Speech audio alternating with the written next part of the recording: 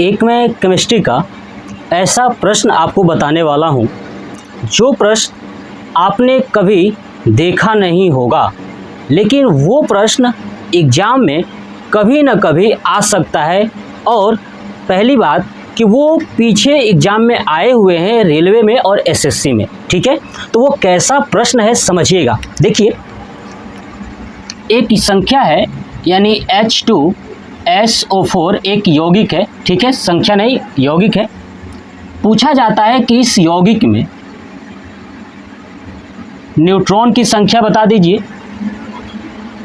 Proton की संख्या बता दीजिए, इलेक्ट्रॉन की संख्या बता दीजिए और परमाणु क्रमांक बताइए इसका, और परमाणु भार बता दीजिए। आई बात समझ में। N क्या होता है? न्यूट्रॉन, P होता है प्रोटॉन, E होता है इलेक्ट्रॉन, Z होता है परमाणु क्रमांक और A होता है परमाणु भार।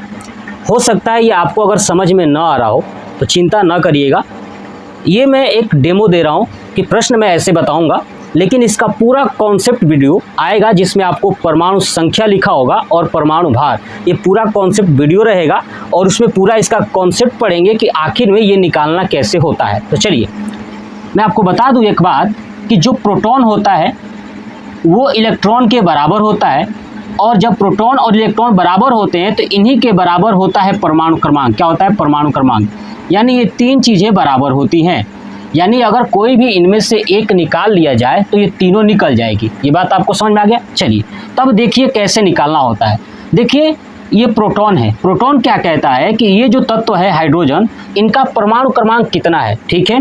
तो देखिए ये प्रोटॉन है, ये इलेक्ट्रॉन है, ये परमाणु क्रमांक है। तो हम क्या करेंगे, इनका परमाणु क्रमांक लिखेंगे। जैसे हाइड्रोजन का 1 होता है, लेकिन कितने हाइड्रोजन है तो 2 से गुणा कर दूंगा, प्लस सल्फर, सल्फर का कितना होता है 16, यानी S का होता है 16 तो लिख दिया 16, प्लस O ऑक्सीजन का होता है कितना 8, 4 है तो 4 से गुणा कर दूंगा।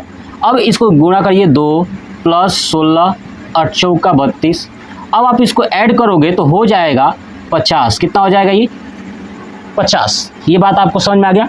तो ये 50 हो गया। अब ये 50 क्या है, तो हमने परमाणु क्रमांक को जोड़ा ना, इसलिए ये परमाणु क्रमांक यानी Z बराबर 50 हो गया। हमको पता है कि Z, E और P बराबर होते हैं, तो यानी Z बराबर P बराबर E बराबर 50, यानी 3 मान निकल चुका है। P निकल चुका, E निकल चुका और Z निकल चुका। अभी निकालना है A और N। देखिए मैं आपको बता दूं कि A कैसे निकालोगे। A क्या है? परमाणु भार, यानी ये जो तत्व है ये यौगिक, इसका परमाणु भार लिखे। जैसे हाइड्रोजन का परमाणु भार कितना होता है 1 होता है, तो 2 हाइड्रोजन है तो 2 से गुणा कर दीजिए, प्लस सल्फर का कितना होता है तो आपका 32 होता है, तो लिख दूंगा 32, प्लस ऑक्सीजन का कितना होता है 16 होता है ना, तो 16 लिखूंगा, लेकिन 4 ऑक्सीजन है तो 4 से गुणा कर दूंगा।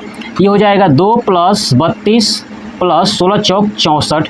अब 4 2 6 2 8 और 6 3 9, यानी इसका भार कितना आ गया है ना, परमाणु भार A आ गया 98। कितना आ गया 98। अब हमारे पास बचा हुआ है क्या N कैसे निकालोगे, तो ध्यान रखिएगा N कैसे निकालना होता है। तो जो भार आएगा ना, है ना, यानी N निकालने के लिए A में से या तो ZPE, ये तीनों बराबर है ना, तो ZPE है ना, A में से घटा दीजिए तो N बराबर हो जाएगा A कितना है आपका 98 माइनस ZPE, यानी ये तीनों मिला के कितना है 50 है, तीनों का मतलब वही है तो 50। अब इसको आप घटाओगे तो हो जाएगा 48, यानी N कितना आ गया आपका 48। यही हमसे पूछा था कि H2SO4 यौगिक में न्यूट्रॉन, प्रोटॉन, इलेक्ट्रॉन, परमाणु क्रमांक और परमाणु भार क्या क्या है, कैसे निकाला जाएगा। तो ये हो गया हमारा आंसर। आप इसको बार बार कर लीजिएगा रिवाइज।